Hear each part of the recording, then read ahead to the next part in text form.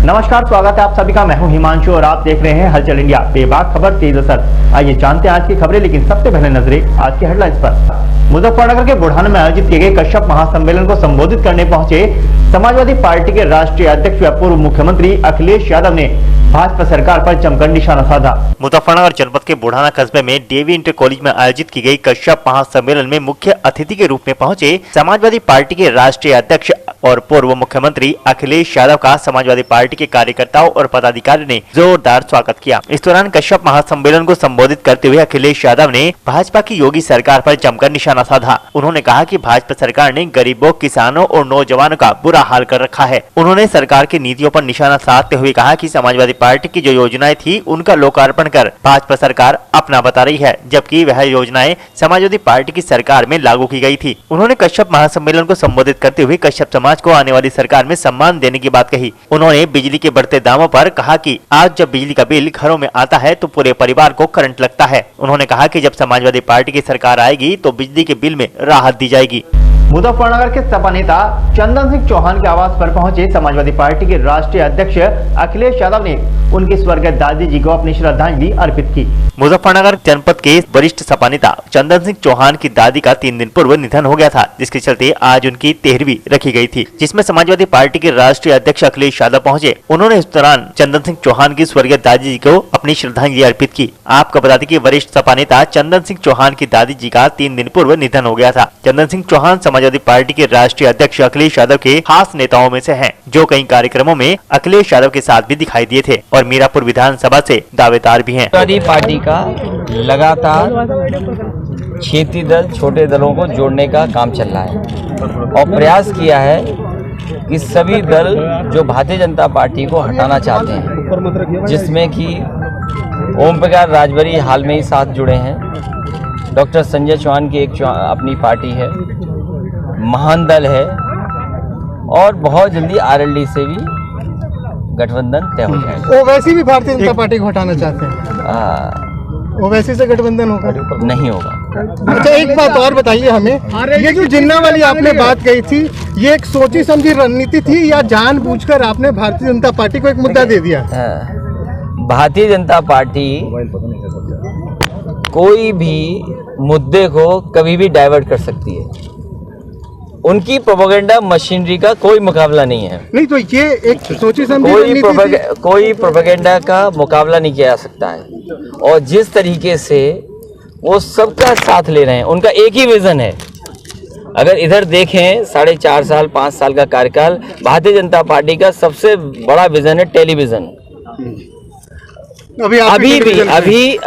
अभी तक जितने भी काम हुए हैं, शिलान्यास का शिलान्यास हो रहा है, उद्घाटन का उद्घाटन हो रहा है। समाजवादी पार्टी के कार्यकाल के किए हुए काम ही को खत्म किया जा रहा है या आगे बढ़ाया जा रहा है, उन्हीं का उद्घाटन हो पा रहा है। सबसे बड़ा सवाल आज ये है, क्या Bharatiya Janata party diesel petrol की महंगाई पर चर्चा करेगी? क्या भारतीय जनता पार्टी जिन्होंने वादा किया था किसानों की आय दोगुनी का, उस पर बहस करेगी?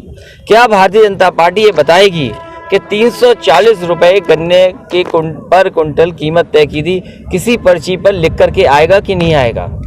तो ये बड़े सवाल हैं, जिन सवालों पर भारतीय जनता पार्टी बहस नहीं करना चाहती है और इसीलिए जानबूझ करके दूसरे मुद्दों पर बहस छिड़ती है। सर, आपने बिजली की बात की है और अपने भाषण में कहा कि बहुत जल्द आप देखेंगे बहुत बड़ी राहत मिलेगी। सभी बिजली पे भाषण करें, आप कितनी बात कर रहे हैं, कितनी राहत मिलेगी? मुझे खुशी है इस बात की कि जिस समय फीडर्स को अलग कर रहे थे, जिस समय फीडर्स को अलग करने का काम हुआ था, तो मुजफ्फरनगर जिला सबसे पहले फीडर अलग किया गया था, जिससे कि किसानों को राहत मिल सके, किसानों को अच्छी बिजली उपलब्ध हो सके और शहरों को भी अच्छी बिजली उपलब्ध हो। सबसे ज़्यादा सबस्टेशन बने और उसी का परिणाम ये हुआ कि आज बिजली कहाँ देनी है और पर्याप्त कैसे पहुँचानी है, उसका फैसला हो पाया है। आज सबसे बड़ा भारतीय जनता पार्टी का जो काम है वो यही है कि जनता को करंट लगाना। जिस समय बिल आता है उस समय सबसे ज्यादा करंट जनता को लगता है। जनपद मुजफ्फरनगर में कश्यप महासम्मेलन के में आए थे बुढ़ाना के लिए। बुढ़ाना में विशाल रैली को संबोधित करने के बाद आदरणीय राष्ट्रीय अध्यक्ष जी पहले जिला अध्यक्ष श्री प्रमोद त्यागी जी के यहाँ बुढ़ाना आवास पर गए। उसके बाद अभी हाल ही में समाजवादी पार्टी ज्वाइन करने वाले पूर्व सांसद श्री हरेंद्र मलिक जी के आवास पर गए। उसके बाद चंदन चौहान जी, जिनकी दादी अभी 2 दिन पहले ही गुजरी थी, वहाँ गए। उसके बाद पार्टी के कार्यकर्ताओं से, नेताओं से मिलने के बाद वापस लखनऊ के लिए प्रस्थान कर गए। मुजफ्फरनगर के प्रेमपुरी स्थित पूर्व सांसद हरेंद्र मलिक के आवास पर पहुंचे समाजवादी पार्टी के राष्ट्रीय अध्यक्ष अखिलेश यादव का जोरदार स्वागत किया गया। मुजफ्फरनगर के प्रेमपुरी स्थित पूर्व सांसद हरेंद्र मलिक के आवास पर आयोजित कार्यक्रम में पहुंचे समाजवादी पार्टी के राष्ट्रीय अध्यक्ष अखिलेश यादव का जोरदार स्वागत किया गया।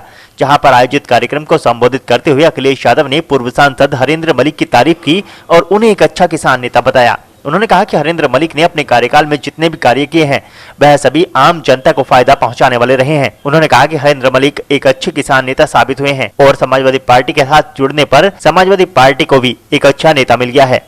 मुजफ्फरनगर की चरथावल थाना पुलिस ने एक शातिर अपराधी को तमंचे और कारतूस के साथ गिरफ्तार कर जेल भेज दिया।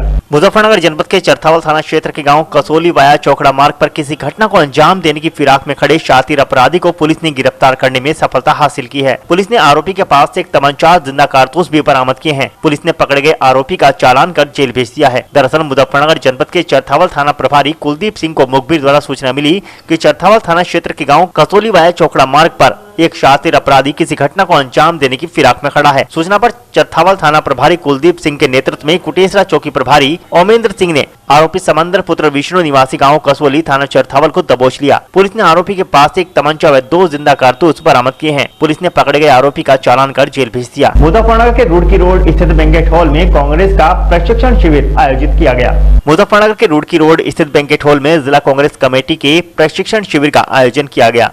पराक्रम नाम से चलाए जा रहे इस प्रशिक्षण शिविर में सभी पदाधिकारी और कार्यकर्ता मौजूद रहे। इस दौरान जिला अध्यक्ष सुबोध शर्मा ने सभी कार्यकर्ताओं को आगामी 2022 के विधानसभा चुनाव की जानकारी दी और सभी से बूथ स्तर पर काम करने के लिए कहा। उन्होंने इस दौरान प्रशिक्षण शिविर में सभी कार्यकर्ताओं को प्रशिक्षण दिया और आगामी 2022 के विधानसभा चुनाव की तैयारियों में जुट जाने के लिए कहा। ये हमारी आदरणीय नेता प्रियंका गांधी जी ने ये प्रशिक्षण शिविर का आयोजन का जो शुरुआत की थी, उन्होंने उन्हीं का ये प्रोग्राम था। पहले ये प्रदेश स्तर पर हुआ। प्रदेश स्तर के जो पदाधिकारी थे उन्हें प्रशिक्षित किया गया। फिर जिला स्तर के जो पदाधिकारी थे, जिला कांग्रेस कमेटी उनकी जो पूरी कमेटी है उनका प्रशिक्षण कार्य हुआ। अब ये जो तीसरा चरण हमारा चल रहा है, इसमें ब्लॉक अध्यक्ष, उनकी कमेटी और गांव के अध्यक्ष,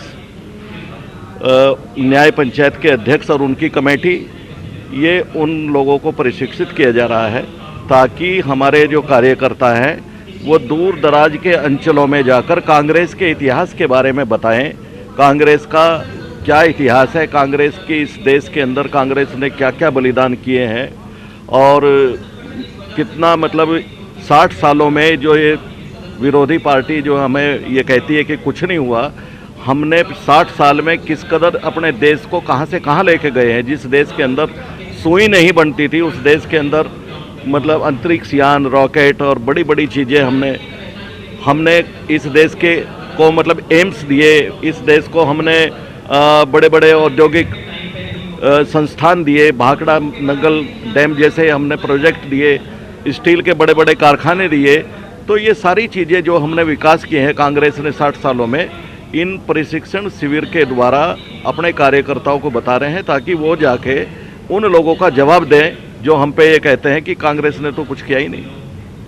तो ये प्रशिक्षण जो है बढ़ती महंगाई के बारे में अवेयरनेस जो है हमारे कार्यकर्ता जो है उन्हें भी वो भी बताया जा रहा है कि किस तरीके से हम बढ़ती महंगाई किस कदर बढ़ चुकी है, बेरोजगारी किस तरीके से कहाँ ये जो 2 करोड़ रोजगारों की बात करते थे, लोगों के रोजगार छीन लिए।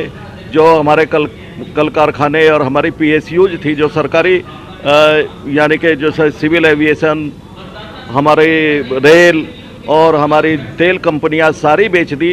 कोई चीज़ आज ऐसी नहीं छोड़ी देश के अंदर बेचने पे लगे हुए हैं। बनाने का काम नहीं बल्कि उसे ख़त्म करने का काम हो रहा है। आगामी विधानसभा नज़दीक है, कांग्रेस सरकार इसको कांग्रेस पार्टी किस प्रकार से चुनाव? देखिए, जहाँ तक हमारे पास इतने मुद्दे हैं। अभी जो उपचुनाव हुआ, उपचुनाव में रिजल्ट मुजफ्फरनगर के बामनहेड़ी बिजली घर पर पहुंचे संविदा कर्मचारियों ने अपनी विभिन्न मांगों को लेकर धरना प्रदर्शन किया। मुजफ्फरनगर के बामनहेड़ी बिजली घर पर विद्युत संविदा कर्मचारियों ने अपनी विभिन्न मांगों को लेकर हड़ताल करते हुए धरना प्रदर्शन किया, जहां पर विद्युत कर्मचारियों ने समान वेतन दिए जाने की मांग की। साथ ही साथ उन्होंने दुर्घटना होने पर बीमा और अन्य सुविधाएं दी जाने की मांग की। विद्युत संविदा कर्मचारियों ने कहा कि संविदा कर्मचारियों का काम काफी जोखिम भरा होता है और उन्हें उनके काम के हिसाब से पैसे नहीं मिलते। उन्होंने कहा कि सभी संविदा कर्मचारियों को अन्य कर्मचारियों की बात ही सुविधाएं उपलब्ध कराई जाएं। ये आज उत्तर प्रदेश पावर कॉर्पोरेशन निविदा संविदा कर्मचारी संघ की जिला कार्यकारिणी गठन करने के लिए इकट्ठा हुए। दूसरा जो 15 नवंबर को लखनऊ में शक्ति बंधन प्रदर्शन है, तो 16-17 तारीख से कार्य बहिष्कार है, उसके पर विचार करने के लिए इकट्ठा हुए। किस प्रकार की मांगे हैं? मांगे हमारी ये है कि समान पर समान वेतन, जो मिनिमम वेज है बहुत कम है, वो श्रेणी के हिसाब से 18,000 सी श्रेणी में और एक क्लास में 24,000 देने की मांग है हमारी। क्या मांग करते हैं सरकार? इससे मांग करते हैं कि हमें 24,000 जो है वेतन मिलना चाहिए, और अगर नहीं मिलता है नहीं तो कार्य बहिष्कार करेंगे। नोटिस दे रखा है प्रदेश स्तर पर, पूरे प्रदेश में ये नोटिस है सरकार को कि भाई नहीं मानेंगे तो उसकी 18 तारीख में कार्य बहिष्कार करेंगे। मुजफ्फरनगर की नगर पंचायत मीरापुर में गोपाष्टमी का पर्व धूमधाम के साथ मनाया गया।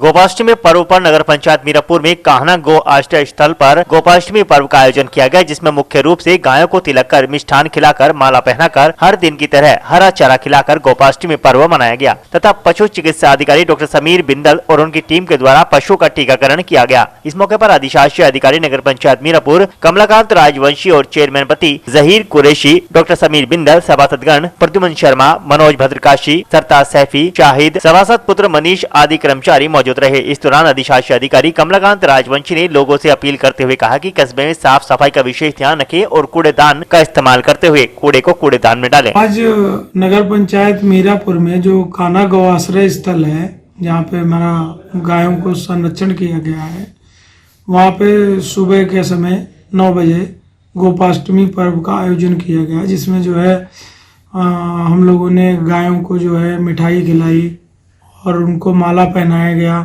उनका टीका बंधन किया गया और उनको आरती की गई, मिठाई खिलाई गई, केले खिलाए गए, हरा चारा रोज की तरह पड़ा, तो ये सब खिलाया पिलाया गया और इस तरीके से उनका जो है पूजन किया गया।